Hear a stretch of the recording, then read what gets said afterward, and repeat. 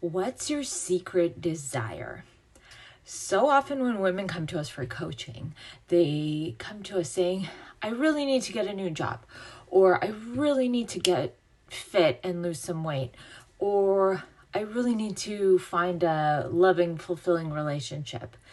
And often the one thing we think we want to change is masking a deeper need for change. And there is something that you haven't said out loud to yourself. When I first started out in coaching, Stephanie asked me, what podcast would I like to be on? And I started to give a bunch of shoulds. I was like, Armchair Expert or some other podcast that I didn't really listen to. And she's like, no, what podcast do you actually listen to and love? And I was like, I really like Oprah's Super Soul Conversations.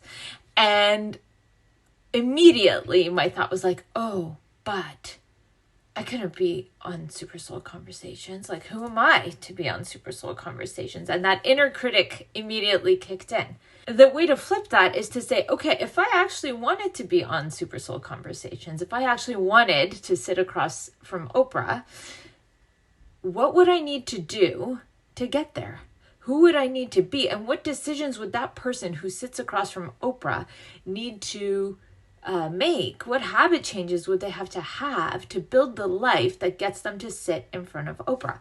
I mean, people do it all the time. People have interviews with Oprah all the time. It's not impossible. If you can see it, you can be it.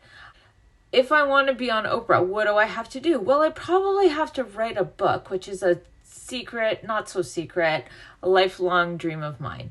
And in order to do that, by a certain date, I need to, write X number of pages, so on and so forth. What behaviors do I have to embody? So if I set my goal for I'm going to be on Oprah by the time I'm 55, let's say I'm 47 now, I know I have 7 years in which I'm going to write and publish a book.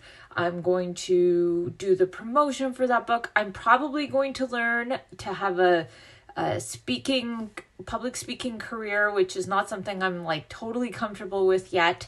And I'm going to have to push myself into uncomfortable places. Now, if that sounds scary, think of the alternative. How many of us are living and spending so much energy trying to stay small when really we want to do a really big thing? And you might just do it once I fronted a band and I was like, probably not going to do that again, but I'm glad I did it. It's about trying things and feeling how does it feel inside you? Does it feel like it's connected to the person you want to be?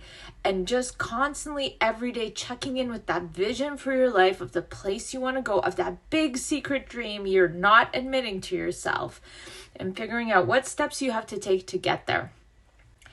If you want to do it alone, totally possible. If you want to do it within the container of a supportive group of women who support each other through it and cheer each other on, get in touch.